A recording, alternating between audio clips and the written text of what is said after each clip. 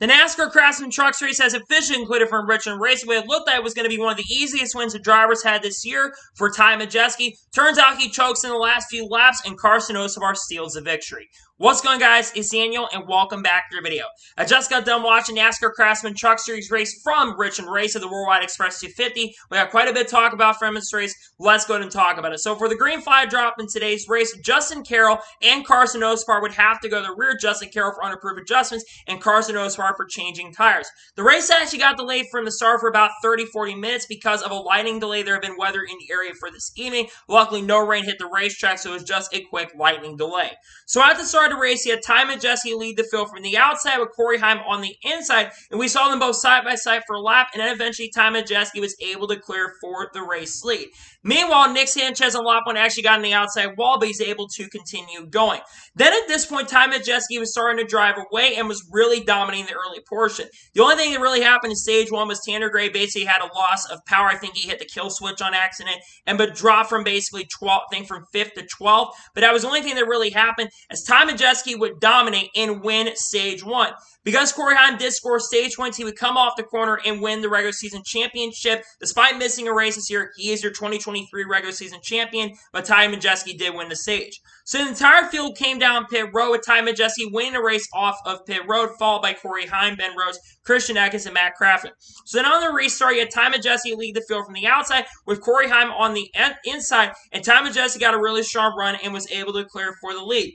Meanwhile, Chase Purdy would get a penalty on the restart for basically changing lanes. You can't change lanes on the restart, and would get a pass-through penalty. It would eventually serve it. And then the first caution, for instance, came out lap 110 for Dean Thompson, who spun in turn number 2. There's a lot of people saying that Hailie Deegan had gotten into Dean Thompson. We're not entirely sure because it sounds like he might have gotten into her. She might have gotten into him, which I think is a little bit frustrating on Hailie Deegan's part. You got to be a little more patient. I know her truck was pretty fast tonight. She was moving through the field really quickly, but she qualified terribly. But it seemed like she had gotten to Dean Thompson. So then on the restart, Ty Majeski lead the field from the outside with Corey Heim on the inside. And Corey Heim actually got a really strong restart and was able to pass Ty Majeski for the race lead. Corey had the lead, and then the lap later, the next caution, and I think the final caution, for instance, came out on this race for Justin Carroll, who spun in turn number 4. Basically, I think just lost it going into turn number 4, and he brought the caution out. And Hailie Deegan also would receive the free pass. So now on the restart, Corey Heim lead the field from the outside with Ty Majeski on the inside, and we saw Ty Majeski try to get a lead from Corey Heim, but Corey Heim got it back. And we saw some good racing at this point between Ben Rhodes, Corey Heim, and Ty Majeski, but eventually a few laps later, Ty Majeski was able to pass Ben Rhodes for the lead, and about 10 or 11 laps later, he pulled about a 4 or 5 second lead and would win stage number 2. Then all the lap cars would come down pit road with Ty Majeski being the leader, but he actually won the race off pit road. However, Ty Majeski would get a penalty for going too fast on pit road and entering. Just a really big mistake by Ty Majeski. Would have to drop him to the rear of the field. This would absolutely, I think, hurt his chance of winning this race because Ty Majeski was 1,000% the fastest truck on the racetrack, and unfortunately, this would drop him to the rear of the field because of the penalty. So then on the restart, because of that, you have Ben Rhodes lead the field from the outside with Carson Hocevar on the inside. And Carson Hocevar got a really, really strong restart and was able to clear for the race lead. At this point, we were watching to see how quick Ty Majeski could get through the field because Ty Majeski's truck was flying through the field and had already jumped up to the top 5 by lap 187. On lap 172, though, you had Josh Rayumi actually hit the outside wall. I was a little surprised the caution did not come out for that, but there was no caution for that. So then we saw some great battling between Corey Heim and Ty Majeski with 53 laps to go, and Ty Majeski got a round. Then, with 42 laps to go, a lot of teams started playing strategy. You had Carson Hocevar came down pit road, and then you had Corey Heim come down pit road, giving a lead to Ty Majeski. So at this point, it's basically a race between Ty Majeski and Carson Hocevar. Ty Majeski for sure had the best truck throughout the night, but Carson Hocevar had come down pit road. So at this point, Carson Hocevar is about a tenth or about a second a lap faster than Ty Majeski on really old tires. Ty Majeski's team thought they were going to hold on and get the victory, but with 3 or 4 laps to go, Carson Hocevar and the strategy would end up working out for him and would pass Ty Majeski with 3 laps to go and would pull away. And coming off the final corner, Carson Hocevar steals a win from Ty Majeski and picks up his 3rd career NASCAR Truck Series victory and his 3rd win of 2023 with the sponsor Worldwide Express. Really, really big win for Carson Hocevar. He definitely did not have the best truck for sure, but they played a really good strategy call, and the 98 team fumbled the strategy that they easily could have won with. A great night for Carson Hocevar, third win of the year, and he started from last place as well, which I think is the first time someone started from last to go on and win. I think they mentioned this on the broadcast since Kyle Busch at Homestead in 2020. Massive congratulations to Carson Hocevar, well-deserved victory, great strategy call, and a big weekend as well. Third win of his career. I'm telling you, Carson Hocevar, when he's not doing stupid stuff on the racetrack and not making mistakes, this kid has a lot of talent. And to have 3 wins this year is really awesome. I think he's easily going to be a championship 4 threat. I think he can make the championship 4 this year. He's got a lot of playoff points and a lot of stage points as well. And he's in a really good position to run for the championship this year. Great run, and congratulations to Carson Hocevar on picking up the victory. So now we're going to take a look at the race results, and I'll give you my score of today's race. So Carson Hocevar picks up the victory. Ty Majeski finishes second. He completely fumbled this race. This was his race to win, the most dominant race he's had of his NASCAR Truck Series career, and he fumbled it at first by having a speeding penalty, which put him way back in the field, so he's going to have a difficult time to get up there anyways. And also, when they decided not to come down pit road, and I think there's a bad call by Joe Shear Jr. as well, they should have easily come down pit road with Carson Hocevar on the same lap. I get that you didn't think that everyone was going to come down pit road, but everyone decided to play strategy because they knew they weren't going to beat Ty Majeski. Ty Majeski is going to be hard on himself for this one because this easily was his race to win. He dominated the night. He should have won this race. He completely threw it away, and the pit crew and the team completely threw it away. Bad call by the team that cost him a shot, but he still finishes second. But this is one that he's going to be looking back and saying, we should have come down pit road because we would have won this race. Zane Smith finishes third. Zane Smith struggled in the beginning of this race, but made that truck way better throughout the night and gets a very solid top 5 finish. It's a good momentum going into the start of the playoffs in 2 weeks in Indianapolis Raceway Park. Good run for Zane Smith in third place. How about Jake Garcia finishing fourth? Jake ran top 10 pretty much all night long. One of his best runs, I think, of the year for sure so far. He did play some strategy near the end of the race that definitely helped him get up there, but a very solid top 5 run for Jake Garcia in fourth place. Unfortunately, will not compete for the playoffs this year, but he's had a really good rookie year. He finishes in fourth. Matt Mills finishes fifth. Great run for him at Kyle Busch Motorsports. He was really struggling in the beginning of the race, but as the night progressed, his truck definitely got better. And this is going to be the first of 2 races that he ran this year for KBM. And I have to say, to finish top 5, he's good at this track historically. You go back to Xfinity Series days. He's good at this track. Gets a very strong top 5 finish. Great run for Matt Mills and a great confidence booster. Corey Hyde finishes 6th. Corey Hyde had a little bit of a better truck, but he pitted a little bit later. He was running down Jake Garcia and Matt Mills near the end of the race. It might have had something for them if a few more laps would have happened. But a great night for Corey Hyde, 6th. He actually been my pick coming into it. Also, major congratulations to him on winning the regular season championship. He finished 6th. Decent night for him. Matt Crafton finished 7th. He had his best run, I think, of the year so far. Ran top 5 and top 10 pretty much all night long. They really put a lot of speed. Dorsboard was really strong tonight. A great night for Matt Crafton, 7th place. He's struggling most of the year, so for him to have as good a run as he did, probably could have had a top 5 finish, but nonetheless, a great night for Matt Crafton in 7th place.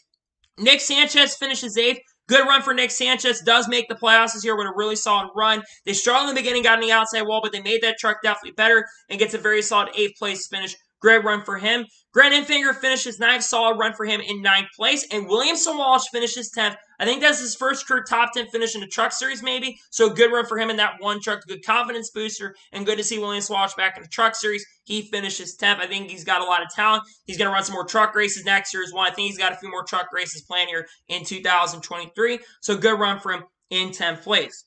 Christian Eckes finished 11th. He was good in the beginning, but the truck kind of faded near the end. He played the strategy near the end as well that cost him a shot. He finishes 11th. Ben Rose finishes 12th. Ben Rose, I think, had a speeding penalty. A really good comeback. He had a commitment line violation. I think he had the second or third best truck most of the evening, but he does slightly recover to 12th. Decent run, all things considered. Tyler Anker finishes 13th. Decent run for him. Taylor Gray finished 14th. He had a top 10 truck a lot of the evening, but was playing strategy near the end to stay out.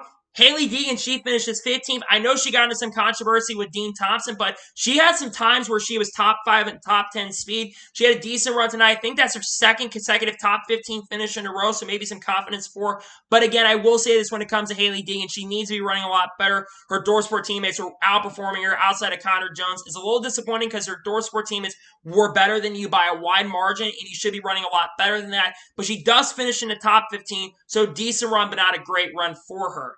Tanner Gray finished 16th. Outside the kill switch situation, he lost a lot of spots playing strategy near the end. He finished 16th.